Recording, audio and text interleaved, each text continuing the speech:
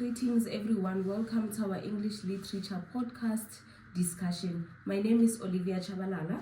And my name is Dakalo. The aim of this podcast is to analyze and discuss a novel by Bessie Head called Maru. Maru was released in 1971. It tackles the issues of identity, love, and social hierarchies in African communities. The novel was released during the time when Botswana gained its independence. And the novel centers around two characters. Maru, the future idealized chief of Dilepe, Margaret Cadmore, a member of the marginalized Bushman tribe called the Masara group. In this podcast, we will critically and creatively analyze the love triangle as an allegory for post-colonial betrayal, the power dynamics reflecting on the relationship between the colonized and the colonizer. So we will start by explaining what is the setting. The setting, as we all know, is where and what time the story took place. And in this context, Dilepe is a village in Botswana that plays as a setting of this novel. And it also plays a crucial role in this novel. It is a microcosm of post-colonial Botswana, reflecting on the social hierarchy and also the racial prejudice that persisted after the independence. For example, we had two groups, which is Masara and Basara. The Basara were treated as superior and the Masara, they were treated as slaves. This highlights the social inequalities that was happening in Dilepe. Or post-colonial Botswana. Yes. So now moving on, we are going to explain what is allegory. Allegory is a literary device that is employed to show the hidden meaning, the truths, and the generalization of a fictional character, an object, a place that is employed by authors either in novels or plays. And in this context, the love triangle plays as an allegory for post-colonial Botswana in this novel. So now we have to understand first what is a love triangle. A love triangle is a situation in which two characters both love the third character. So now in this context, both Maru and Moleka love Margaret Cadmore, who is considered to be a Masara. So as we have explained, we also depicted that in the novel there are social hierarchies, and we know that social hierarchy is a social ladder that considers who is above and also who is at the bottom. And in this novel, we know that there are two groups that are not fitting in the social hierarchy. To explain, we know that the Basara group is considered to be the superior and also the elite group, meaning they are at the top of the social ladder in the social hierarchies, and the Masara group are the marginalized or the marginalized group that is considered to be inferior and also not meaningful in the context of Botswana.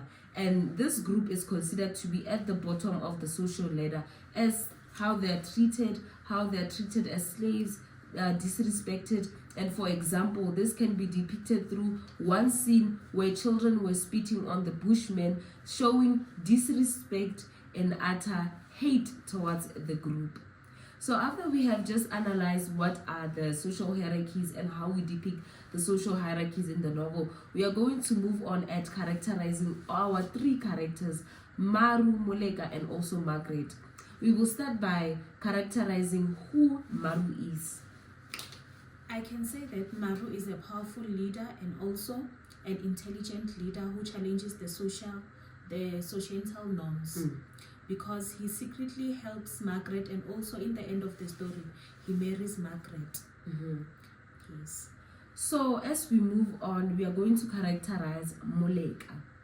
In my own understanding, I believe that Moleka is a local man who is loyal and also who is educated.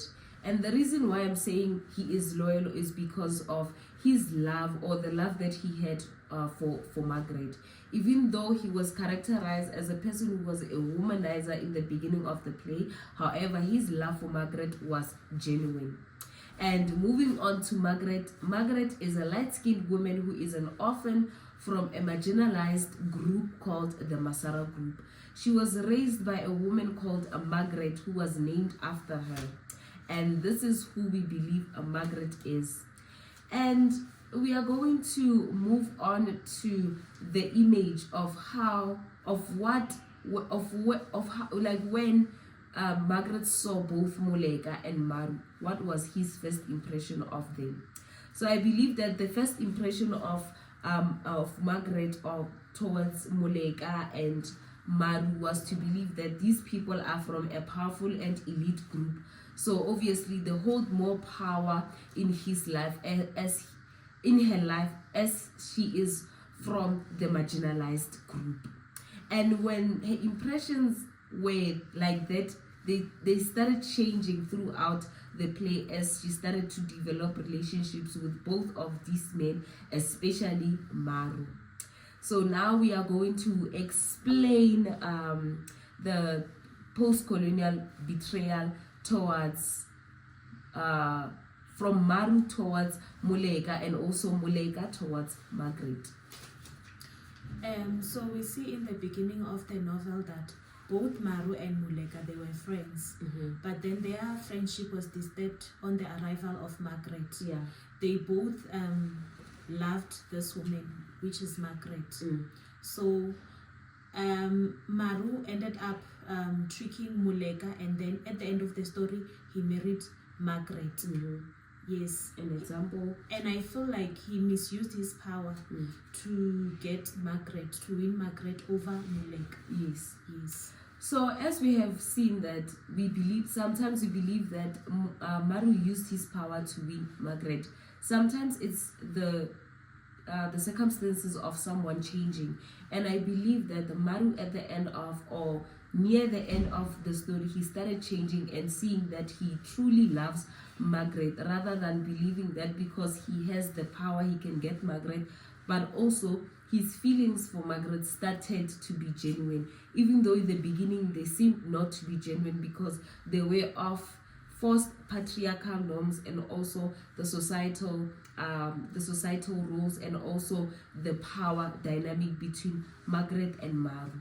So now we are going to analyze. And also to add on what you are saying, I feel like Moleka, like he was discouraged about what Maru said. In page 85, he said, "You are making a mistake. She belongs to me." So I feel like he then now was discouraged of not like fighting for their love. Yeah. Yes. So we are now going to characterize who Moleka is. So Moleka is a local man that I believe that he was loyal. Oh no, I explained that, no? Yes, you did. I explained that. So I'm going to explain, I'm really sorry, I'm going to explain Margaret. So and can I also add on the point of Moleka? I feel like Moleka, he was also a person who was sincere, because we see when like he was feeding himself with the very same spoon that was on a Masara person. Yeah. Yes. So I think we are done with the characterization of the both groups and also their post-colonial betrayal. But we also have to believe that the Maru's post-colonial betrayal towards Margaret was for him stopping to pursue his love towards Margaret, because he felt like the social pressure was too much for him to handle, as he knows that his friend Maru, now a rival, will always win or will somehow end up with Margaret, and it is not in his place to continue to pursue his love for Margaret. And this is why Maru ended up being in a relationship and marrying Dakalo at the near end of the novel. Yes. So now we are going to move on to explaining the relationship of the woman, the woman in Dilepe. We understand that even though we have Margaret, loving herself and also finding herself, but we also have to remember that this was an impact of the relationships that she had with her mother and also Dakalo. The relationship that Margaret had with her mother was a relationship of a mother and a daughter. Her mother played a crucial role in protecting, in raising, and also in educating her to be a woman that she was depicted to be in the novel. And the woman she is now. And the woman she is now. And we see how she is also educated, we see how she is a teacher, we see how she can also paint. And this was because of the impact and also the contribution of Margaret's mother towards her life. And we also see the relationship between Margaret and Dikeledi. We understand that Dikeledi comes from an elite family or elite group, and also is a sister to Maru, who is considered to be a future chief of Dilepe. But we see that there is another side of Dikeledi, which is a very genuine and loving character of Dikeledi. And we see that through how Dikeledi forces and reminds Margaret not to always characterize herself as a Masarwa or a marginalized person, because she is a human being and she has to always characterize herself as Margaret.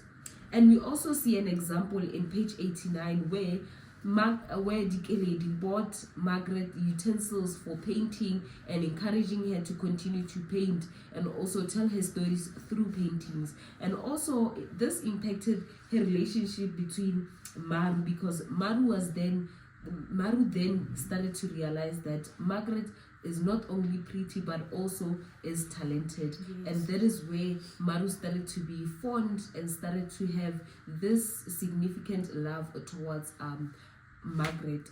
So yes, that is that from us, guys. So in conclusion, we believe that the relationship between Maru and Moleka, even though it started on a rocky page or in a circumstance that we believe that patriarchal norms or patriarchal just injustices were instilled, and also the power dynamics between Margaret and also Maru. Even though we believe that Maru was being controlling and manipulative, but we see at the end that they were meant to be together, as they both broke the societal norms and the societal expectations of both the Masarwa and also the Basara group. And for the relationship of Dikeledi and also Moleka, even though Moleka was forced to be in that planned relationship with Dikeledi, and also which affected also Dikeledi, however they ended up being together and maintaining the relationship. So which shows that both of these people, from Moleka to Dikeledi and Maru to Margaret, they both deserved each other. And that is our conclusion for this novel. Well, thank you guys for listening to this episode. Yes, thank you. We hope you enjoy. Thank you, guys. And bye. Bye.